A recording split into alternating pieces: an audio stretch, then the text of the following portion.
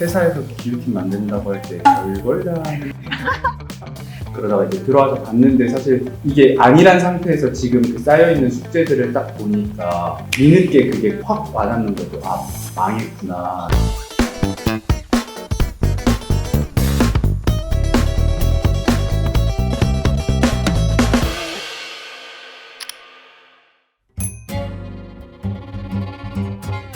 네, 한국일보 기후대응팀에 있는 신혜정 기자라고 하고요. 기후 분야를 취재한 지는 이제 2021년부터 시작을 했으니까 3년 차 정도 됐네요. 네. 저도 한국일보 기후팀 김윤종 기자입니다. 2018년에 입사했고 같이 시작했어요. 3년째. 항상 이제 두 분이서 세트로 돼서 같이 다니신다고 하거든요. 아니 안 그래도 누가 이 말을 했나? 대체 누구지? 딱히 세트는 선배는 팀에 손들고 그러니까 기후에 원래 관심이 있으셔서 네, 저는 진짜 꼭 해보고 싶다 그래서 손 들고 왔는데 현종 씨는 당시에 제 위에 계시던 선배가 그냥 너 여기로 가보렴 해가지고 그러면 두 분이서 이제 같이 팀에서 취재 되게 많이 하셨잖아요. 그래서 좀 그 기획이랑 취재 과정이 좀 궁금한데. 제가 이제 그 MBTI에서 P고 선배가 J셔서 선배가 이렇게 미리 다 이렇게 판을 짜놓으시면 저는 막바지에 약간 허겁지겁 막 두 분의 케미시네요. 두 분 다 제이시라고 생각하면 서로 막 이렇게. 제의 해줬으면 좋겠는데 그랬으면 좋을 것 같은데 워낙 현종 씨가 아이디어가 좋기도 하고요. 현종 씨가 번뜩인 아이디어는 이제 어떻게 실현시키느냐는 제이인 제가 잘 맞으세요. 기자님은 계속 기후위기 문제에 관심 있으셨던 거죠? 사실 뭐 대학 다닐 때부터 기후나 환경 문제에 관심이 있었는데 얼마 안 됐죠. 2020년에 사실 기억하지 못하는 분들이 많으신데 남부지방에 이제 폭우가 심했어요. 그래가지고 그때 피해가 엄청 났는데 그때 느낀 게 원래 지구온난화라고 하면 계속 더워지는 것만 생각을 하시잖아요. 그게 아니라 되게 예상치 못했던 재난들이 닥쳐오는 게 지구온난화인데 나도 이런 거를 한번 해보고 싶다라고 생각하던 차에 저희 회사에서도 팀을 만들게 돼서 합류를 한 거죠. 사실 거의 전혀 관심이 없었고 회사에서 기후팀 만든다고 할 때 별걸 다 하는 그랬어? 근데 그런 의견이 좀 여론이 좀 지배적이었던 것 같아요. 그러다가 이제 들어와서 봤는데 사실 이게 아니란 상태에서 지금 그 쌓여있는 숙제들을 딱 보니까 뒤늦게 그게 확 와닿는 거죠. 아, 망했구나. 안 깨달은 사람들의 멘탈리티가 어떤 상태인지 저도 너무 아니까 그러니까 빨리 전달하고 싶은 거죠. 제가 받았던 그 충격들을.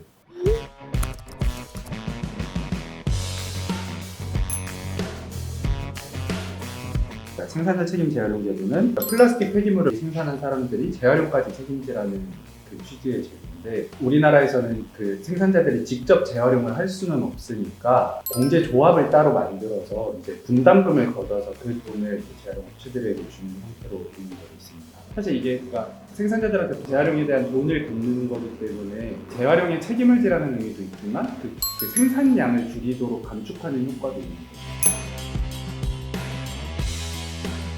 저희가 취재했던 2022년 기준으로 봤을 때 모든 플라스틱 종류를 다 합쳐서 저희가 계산을 해봤을 때는 평균적으로 1kg당 152원이었어요. 플라스틱 아시잖아요. 되게 가볍잖아요. 근데 가벼운 거를 1kg 했을 때 152원만 내면은 재활용에 드는 비용으로 충분하다라고 생각을 하는 거죠. 실제 재활용 업체들이 효율적인 재활용하기에는 부족한 부분이 많죠.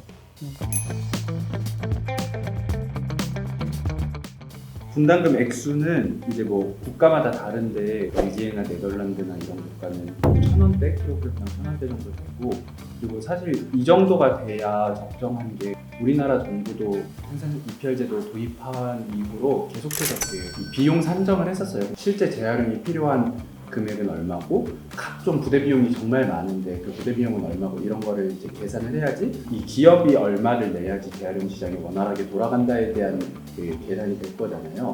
그걸 사실 정부가 다 했어요. 근데 한참 못 미치고 그거 연구했던 시기가 거의 10년도 넘는데 그때 산정한 그 금액이 지금 우리나라가 그 보고하고 있는 금액보다 높은 품목들도 있어요.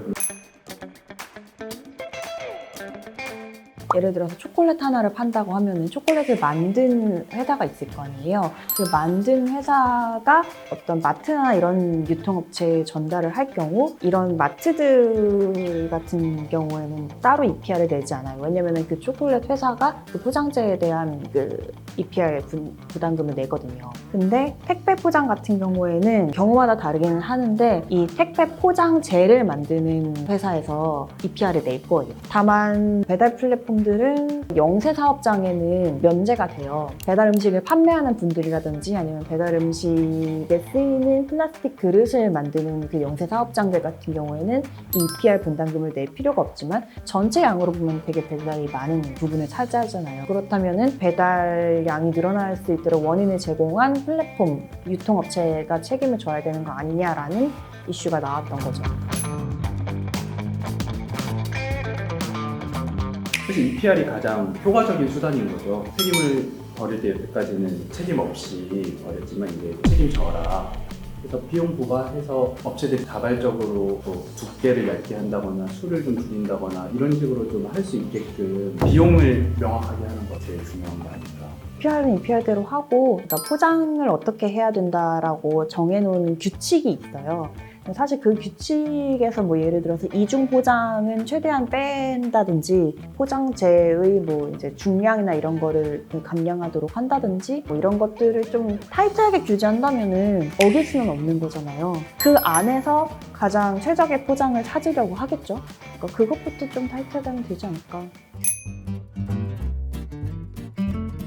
잘 뿌듯하지 않아요. 아 진짜? 그러니까 왜냐면은 이게 써도 막 다른 데는 쓰면 뭐 정부에서 막 학동 대응팀을 만들어 TF.